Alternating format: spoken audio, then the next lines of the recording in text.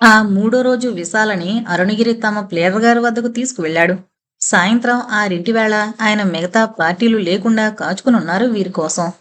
ఉమాపతి గారి విల్లుని, ఆయన ఆస్తిపాస్తుల్ని, అరుణగిరి ఇంటి స్థలాన్ని, ఉమాపతి గారి బిజినెస్ లీజుకి ఇవ్వడం, ఇలా ఆయన వీరి వ్యవహారాలన్నీ చూస్తున్నాడు.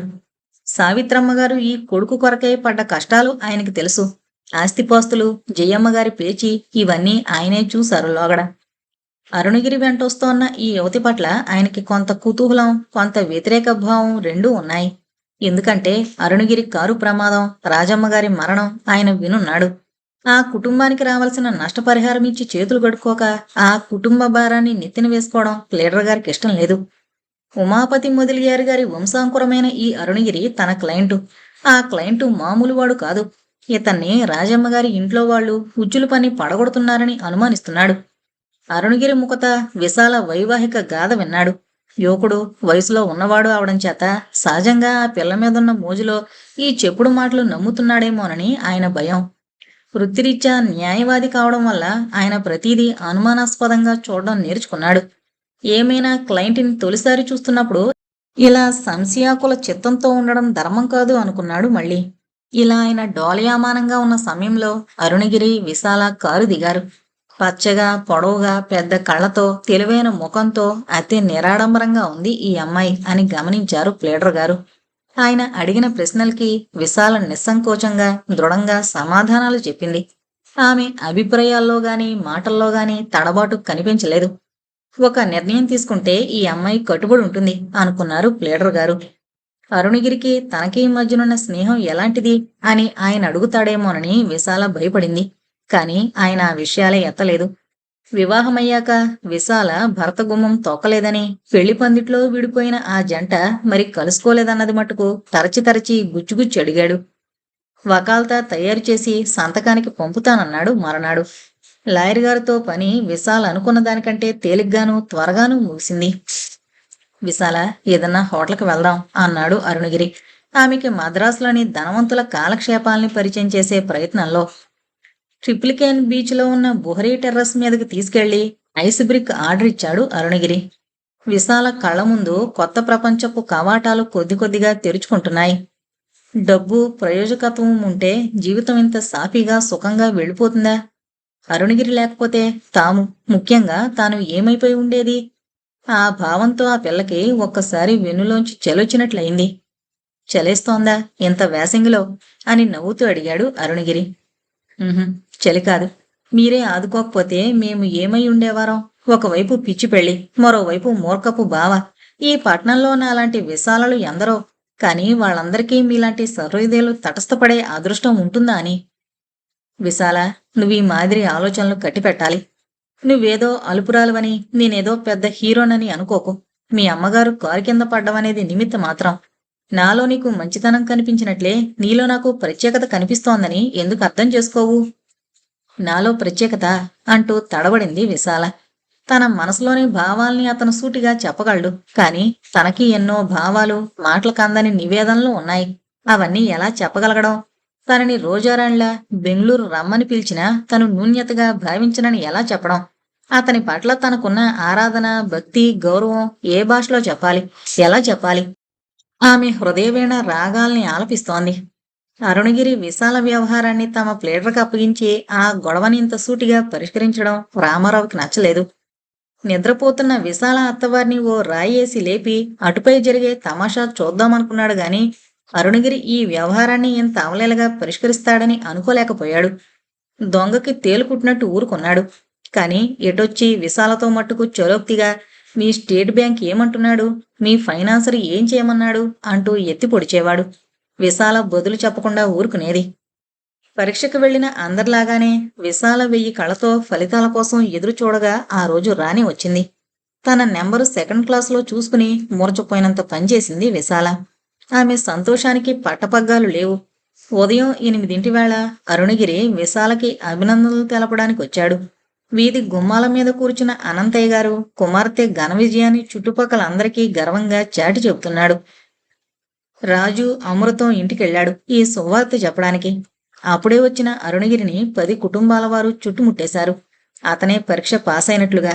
అరుణగిరికి ఈ విజయం విశాల్ది కాదు, తనది అనిపించింది. తమ గది గుమ్మంలో ఉన్న విశాల, ఒకసారి లోపలికి రండి అంది నెమ్మదిగా. అతను చెప్పులు బయటొదిలి లోపలికొచ్చాడు. విశాల ఒంగుని ఒక్కసారి అతని కాళ్ళకి నమస్కరించింది. అదేంటి అదేంటి అంటూ కాళ్ళు లాక్కోబోయాడు అరుణగిరి. అమ్మను తలుచుకున్నాను, ఆ తర్వాత మీకు నమస్కరిస్తున్నాను, కాదనకండి అంది విశాల. అరుణగిరికి ఏమని ఆశీర్వదించాలో కూడా తెలియలేదు.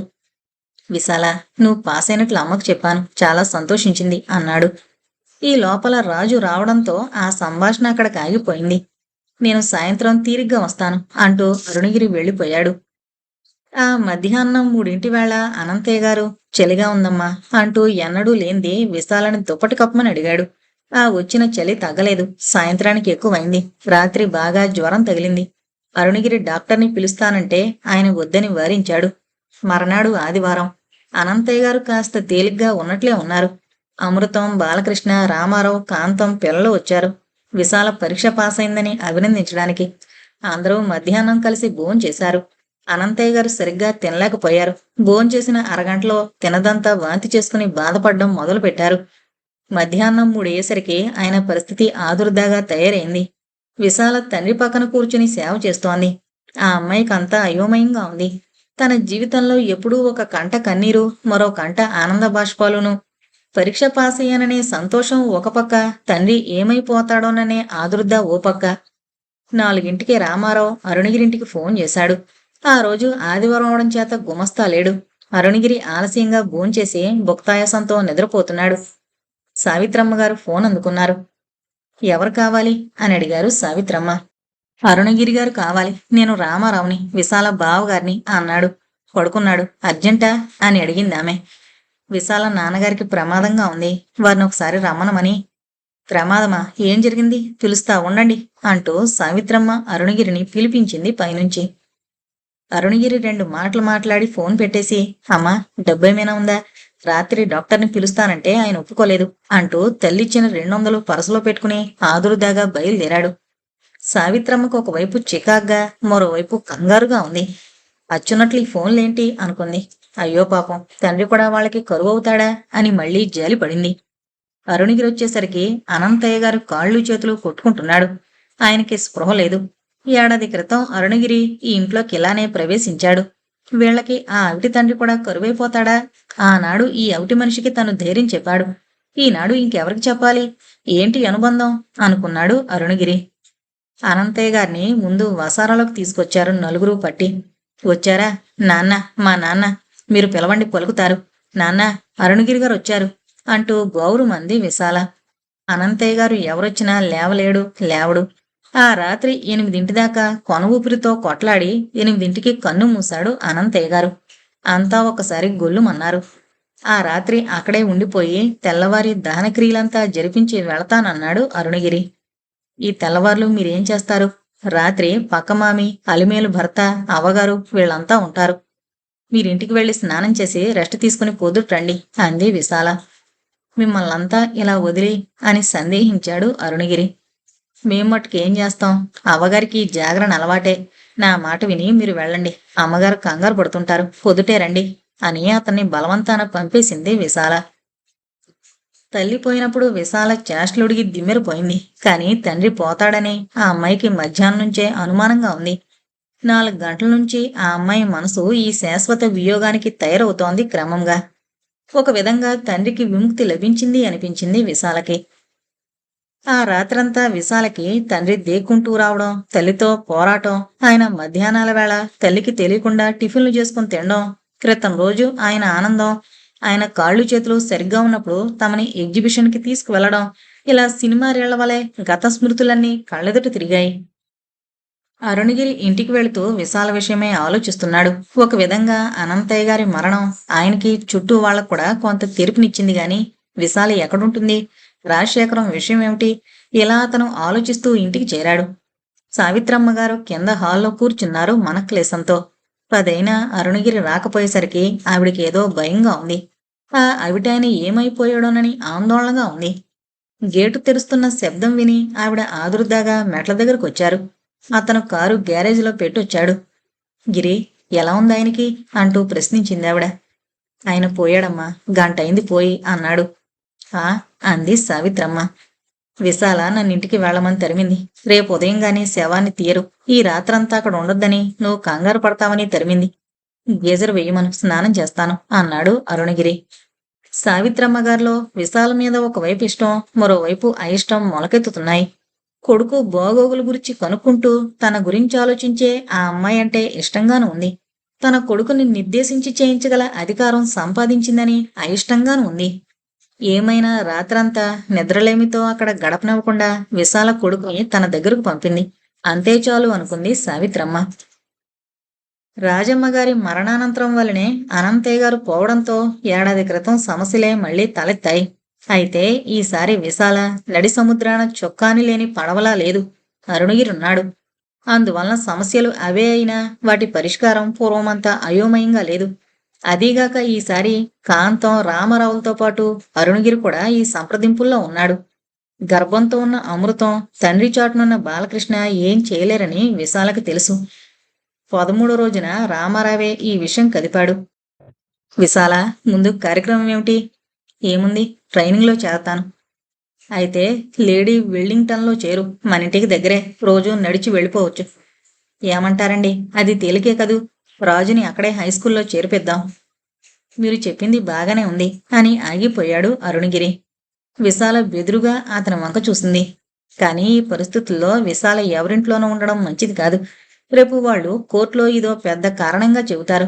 విశాల పరిస్థితులను బట్టి హాస్టల్లో ఉంచడం మంచిది. అంటే అన్నాడు రామారావు కొంచెం కోపంగా.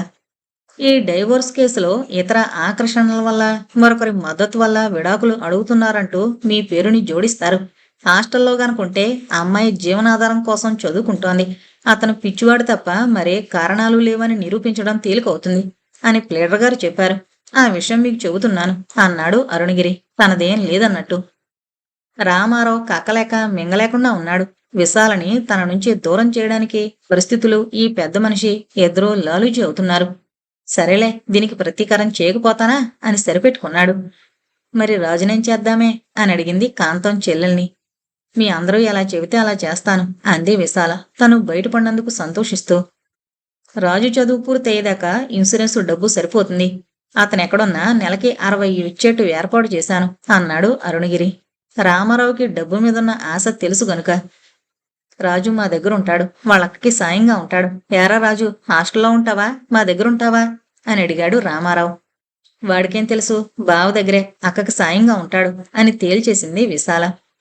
చిత్రగుప్తుడి లెక్కల థర్డ్ పార్టీ క్లెయిమ్ ఎవరు వేశారు, ఎంతకు వేశారు, ఎవరిచ్చారు, ఎంతిచ్చారు అని తనలో తను ప్రశ్నించుకుంది విశాల. తామెవరూ తల్లిపోయాక డబ్బుకి క్లెయిమ్ చేయలేదు. కానీ అరుణగిరి మాత్రం మొదట్నుంచి తమకేదో చాలా రాబోతుందని, అందులోనే తమ కుటుంబాన్ని పోషిస్తున్నానని చెబుతున్నాడు. అతను తమ కుటుంబాన్ని ఆదుకోదలుచుకున్నాడు. అది అతని సహృదయతకు నిదర్శనం. అదొకటే నిజం, మిగతావన్నీ బూటకాలు అనుకుంది విశాల. విశాల్ అనుకున్నట్టు అరుణగిరి ఆ అమ్మాయిని ట్రైనింగ్ స్కూల్లో చేర్చడానికి ఇష్టపడలేదు. అమృతం, కాంతం ఎవరిళ్లకు వాళ్ళు వెళ్ళిపోయారు. విశాల హాస్టల్లో చేరేదాకా అక్కడే ఉండి చేరే ముందు ఇల్లు ఖాళీ చేస్తానంది. పుట్టినప్పటి నుంచి ఉన్న ఈ పరిసరాలు వదిలి వెళ్ళిపోవాలంటే విశాలకి భయంగానూ బెంగగానూ ఉంది. తండ్రి పోయిన దానికంటే ఈ ఇల్లు, ఈ పరిసర వాతావరణం వదలాలంటే కష్టంగా ఉంది. ఎంత వీధి అరుగు మీద కూర్చున్నా తల్లిపోయాక విశాలకి తండ్రి ఒక విధంగా చాలా దగ్గరయ్యాడు. భార్య పోయాక ఆయన పెంకితనం, కోపం తగ్గించుకున్నాడు. విశాల పట్ల ఆయనకి వాత్సల్యం పెరిగి ఎప్పుడూ అమ్మ అని పిలిచేవాడు. అటువంటి అనుబంధం కాలగర్భంలో కలిసిపోవడం భరింపరాని శూన్యంగా తోచేది విశాలకి. రాత్రుళ్ళు పక్కింటి మామి తమ గదిలో పడుకున్నా ఏదో భయంగా ఉండేది.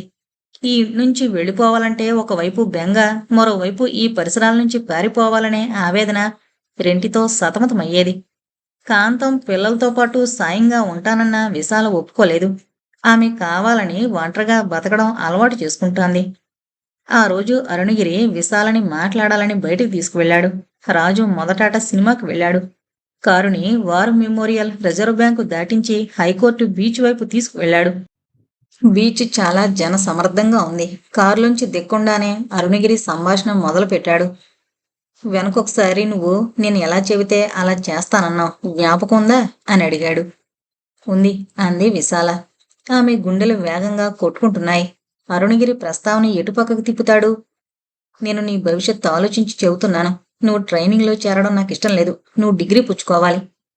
నాకా? డిగ్రీయా? అవును విశాల. ఈ పాటికి నా తత్వం నీకు అర్థమై ఉంటుంది. నేను నిన్ను కేవలం జాలిపడి చదివించడం లేదు. మనిద్దరి జీవితాలకు ఒక అందుకు దగ్గరయ్యాయని నా ఉద్దేశం. దాని పర్యవసానం ఏంటి అని ఆలోచించదలుచుకోలేదు. నువ్వు క్యూఎస్సీలో చేరు. నీకు సీట్ వచ్చింది. ఆ ఏర్పాట్లన్నీ చేశాను. అక్కడే హాస్టల్ ఉంది కూడాను. నేనా? క్యూఎస్సీలోనా? అది డబ్బున్న వాళ్ళు చదివే కాలేజీ. నీకు డబ్బు లేదా? నాకున్న డబ్బు నీది కాదా విశాల? నేను మళ్ళీ చెబుతున్నాను. ఆనాడు బీచ్లో చెప్పాను. మనిద్దరం కలిసి ప్రయాణిస్తాం. ఆ డైవర్సు తేలేదాకా నేను ఎటో నిర్ణయించుకోదలుచుకోలేదు. కానీ నా ప్రయత్నాల్లో తొలిమెట్టు నువ్వు పీసీలో చేరడం అన్నాడు అరుణగిరి తన పక్కనున్న ఆమె చేతిని తన 2 చేతుల్లోకి తీసుకుంటూ. విశాల బుర్ర పనిచేయడం మానేసింది. ఆమెకి ప్రపంచమంతా గిరున తిరుగుతున్నట్లుంది. అరుణగిరి తన జేబులోంచి రిస్టువాచి తీసి ఆమె చేతికి పెడుతూ, రిజల్ట్స్ తెలిసిన రోజున నిన్ను బజారుకి తీసుకువెళదామనుకున్నాను. నేనొచ్చేటప్పటికి మీ నాన్నగారి జ్వరం, ఆ తర్వాత సరే. విశాల, ఇది నా మొదటి కానుక. నువ్వు వద్దు అని అనకు. నీ మాట నేను విన్ను అన్నాడు. నల్లని నైలాన్ స్టాప్ విశాల పసిమిరంగుని ఇంకా పచ్చగా కనిపింపజేసింది. అరుణగిరి ఆమెకు మాట్లాడే అవకాశమివ్వకుండా మణికట్టుని పెదిమలతో స్పృశించాడు. విశాల వద్దు అనలేదు. ఇదేమిటి అనలేదు. చేష్టలుడిగి చూస్తూ ఉండిపోయింది. అరుణగిరి మాటల ముందు ఈ చుట్టూ పరిసరాలు ఇవన్నీ చాలా స్వల్పమైనవిగా కనిపిస్తున్నాయి. అరుణ్ అరుణ్ అని గొణిగింది. ఏంటి? అరుణ్ అని పిలుస్తున్నావా నన్ను అని ప్రశ్నించాడు అరుణగిరి. లేదు అంటూ ఎర్రబారిన ముఖాన్ని మరోవైపుకు తిప్పుకుంది విశాల. కాలేజీలు తెరిచారు. విశాల సామాను సర్దేసింది. పాత సామాన్లో 1-2 అమృతం కావాలని తీసుకుంది. మిగతావి కాంతమింటికి చేరేశారు. విశాల కన్నీటితో అలిమేల్ దగ్గర, ఇంటి గలావిడి వద్ద, పక్కవాట మామి దగ్గర ఇలా వరుసగా సెలవు తీసుకుంది. అరుణగిరి పీసీలోనూ హాస్టల్లోనూ కూడా సీటు తెప్పించాడు. విశాల తన జీవితంలో ఒక అధ్యాయం ముగిసింది అనుకుంది. వేలుముడి వెలిసిపోయిన గొడుగుతో తల్లి, తొడలపైకి పంచిలాక్కుని ఊతంగా పారాడే తండ్రి, వీరిద్దరూ ఆమె కళ్ల ముందు మెదిలారు. విశాల తమతో చెప్పినట్లు ట్రైనింగ్లో కాక క్యూఎస్సీలో చేరింది అని తెలుసుకున్నాక రామారావుకి చాలా కోపం వచ్చింది. ఇది అరుణగిరి విశాల కావాలని చేసిన గూడుపుటాని అనుకున్నాడు. పైకేమీ అనలేదు. విశాలని కాలేజీలో చేర్చి హాస్టల్లో ఉండడానికి కావలసిన వస్తువులన్నీ కొన్నాడు అరుణగిరి. ఆ అమ్మాయికి డబ్బు లోటు గాని వస్తువుల లోటు గాని లేదు. కానీ హాస్టల్ జీవితం అలవాట్లేని విశాల కొత్తలో కాస్త బెంగపడింది. క్రమంగా పరిసరాలకి అలవాటు పడజొచ్చింది. రాజు ట్రిపుల్ కేన్ స్కూల్లో చేరాడు. విశాల కాలేజీలో చేరిన 15 రోజులకి రామారావు అరుణగిరి ఊళ్ళో లేడని తెలుసుకుని సావిత్రమ్మగారికి ఫోన్ చేశాడు. మామగారికి సీరియస్గా ఉన్న రోజు అతను అరుణగిరి తల్లితో ఫోన్లో మాట్లాడాడు. ఆ పరిచయం పురస్కరించుకుని ధైర్యం చేసి ఫోన్ చేశాడు. గుమస్తా ఫోన్ దగ్గరకు రాగా, అమ్మగారితో మాట్లాడాలి. నా పేరు రామారావు అని చెప్పండి, తెలుస్తుంది అన్నాడు. సావిత్రమ్మ ఫోన్ దగ్గరకు వచ్చింది. విషయం ఏంటా అని ఆశ్చర్యపోయింది. మీతో ఓ విషయం మాట్లాడాలి, తమకెప్పుడు వీలవుతుందో అని ఆగిపోయాడు. మా అబ్బాయి ఊళ్ళో లేడు. ఇది తమతో మాట్లాడాల్సిన విషయం, అందుకని తమకి ఫోన్ చేస్తున్నాను. సాయంత్రం 4:30కు రండి అంది సావిత్రమ్మ. ఆవిడికి మనసు పరిపరి విధాల పోతుంది. అరుణగిరి ఊళ్ళో లేకపోవడం, ఎన్నడూ లేంది రామారావు ఇలా వస్తానని ఫోన్ చేయడం, ఏం విషయం, ఏం జరిగింది అని మదనపడసాగింది. రామారావు అన్న టైంకి టెన్షన్గా ఊడిపడ్డాడు. అరుణగిరి ఇంటిని పరిసరాల్ని పరికించి చూసి విశాల గట్టివాణ్ణే పట్టుకుంది అనుకున్నాడు. విశాల గుప్పెట్లో ఈ ధనవంతులబ్బాయి చిక్కిపోయాడు. అతన్ని ఆపద నుంచి తను కాబట్టి రక్షిస్తున్నాడు. మరొకళ్ళైతే విశాలతో చేరి ఓ ఆట ఆడించుందురు అని తనని తాను వీపు చరుచుకున్నాడు. ఖరీదైన సోఫాలు, ఎక్కడా పిసరంత దుమ్ములేని విశాలమైన హాలు గోడకి బుగ్గ మీసాలతో సూటు వేసుకుని చేతి బెత్తంతో టీవీగా ఉన్న నిలువెత్తు ఆయిల్ పెయింట్ వేలాడదీసుంది. అరుణగిరిలో పోలికలు ఆ పెయింటింగ్లో కొట్టొచ్చినట్టు కనిపించాయి. ఉమాపతి మొదిలియార్ కాబోలు అనుకున్నాడు రామారావు.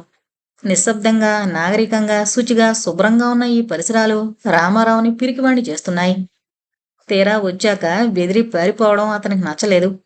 ఈలోగా గుమ్మానుకున్న స్క్రీన్ తొలగించుకుని ఓ మధ్య వయసు స్త్రీ వచ్చింది. ఆమె చెవుల కమ్మలు దగదగా మెరుస్తున్నాయి. ఆవిడ అరుణగిరి తల్లి అని గ్రహించాడు రామారావు. తెల్లగా పొడవు అన్న ఈ స్త్రీ బ్రాహ్మణ వనితలా ఉంది. మొదలియారు స్త్రీ వలె లేదు అనుకున్నాడు. సౌమ్యంగా హుందాగా వచ్చిన ఆవిడ్ని చూడగానే రామారావు గబాలను నిల్చుని నమస్కారం చేశాడు.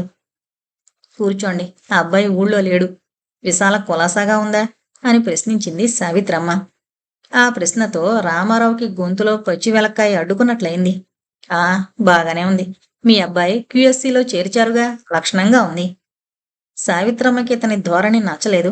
ఆవిడ కనుబొమ్మలు చిట్లించింది. విశాలకి తల్లి తండ్రి లేరు. నేనే ఆ ఇంటికి పెద్దవాణ్ణి. రేపు మీరు తప్పు పట్టకూడదని ముందే చెబుతున్నాను. ఏంటి? మీకు తెలుసో తెలీదో, విశాలకి విడాకులొచ్చాక వాళ్ళిద్దరూ పెళ్లి చేసుకుంటారట. మీరు మీ అబ్బాయిని కొంచెం మందలించండి. మీకు బాగా సొత్తుందని మా విశాల పసిగట్టింది. సావిత్రమ్మ గారు ఇవేమీ చెవుల్లోకి వెళ్ళనట్టు, మీకు పిల్లలెంతమంది? మీ ఆవిడకు ఆరోగ్యంగా ఉందా అని అడిగింది. ఏదో రోగిషిది, అలానే ఉంది. నాకిద్దరు ఆడపిల్లలు, ఒక మగపిల్లాడు. మా అత్తగారు పోయినప్పటి నుంచి ఆ ఇంటి బాధ్యత కూడా నా నెత్తినే పడింది అన్నాడు రామారావు. అది పచ్చి అబద్ధమని సావిత్రమ్మకు తెలుసు. అరుణగిరి ఆ ఇంటిని పోషిస్తున్నానని తనకి చెప్పాడు. ఈ రామారావు నోరు పూర్తిగా నొక్కేయాలి. అతను ఈనాడు తన దగ్గర అన్న ఇదే మాట బయట వాళ్ళ దగ్గర అంటాడు.